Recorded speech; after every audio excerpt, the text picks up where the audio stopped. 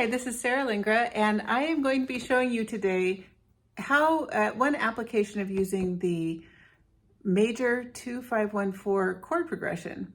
I was playing around this afternoon with Afternoon in Paris by John Lewis. The melody here is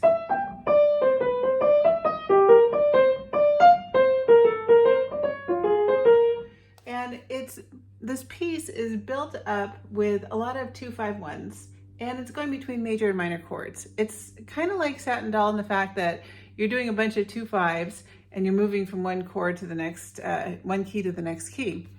So I'm sitting around here and I'm looking at the card. Now, when my students start using the cards, all they worry about is playing the key underneath the numbers, or to get that particular key. So if I'm lining this up, let's say I put this on a D, then I would be playing a D minor 7, and I wouldn't have to know what these numbers mean.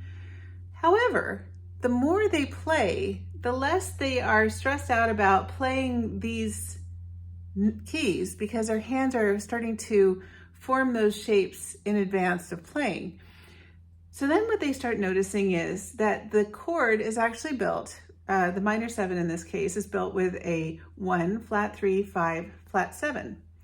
Now, this is in root position because the 1 is on the bottom. It just so happens in this card that this chord here, this major 7, is also in root position because it's a 1, 3, 5, 7.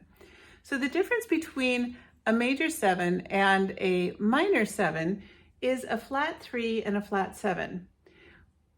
The cards make it really easy to conceptualize the idea of shifting a key 1 to the left to play it flat. So if I'm going to be playing from a major 7 to a minor 7, then all I need to think about is moving the 3 and the 7 one key over. My hand stays in the same place, which is really nice. So the first two chords in Afternoon in Paris are C major 7, C minor 7.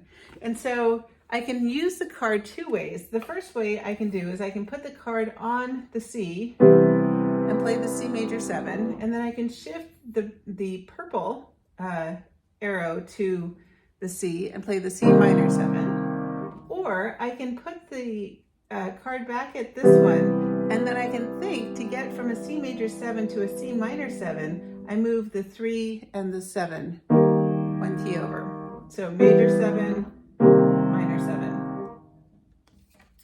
That's a really useful thing to be able to think about, and having it laid out by your hand makes teaching this to students who are uncomfortable with the idea of reading these 4-note chords and moving from one chord to the next when they see a lead sheet. It makes it quite a bit easier. So I'm keeping these videos short. I will tackle the other chords and how to use the card to get the rest of Afternoon Paris in a future video.